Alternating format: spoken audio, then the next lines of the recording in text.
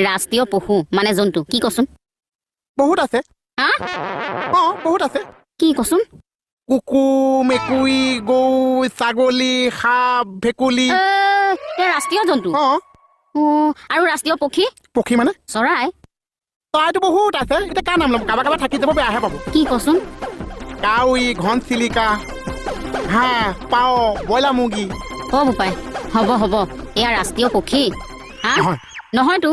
ৰাষ্ট্ৰীয় পশু মানে জন্তু হৈছে ঢেকীয়াপতীয়া বাঘ কি ঢেকীয়াপতীয়া বাঘ ঢেকীয়াটপীয়া বাঘ ঢেকীয়াপতীয়া বাবা বানানটো বাদ দে জন্তুটো কি আছে ঢেকীয়াপতীয়া বাঘ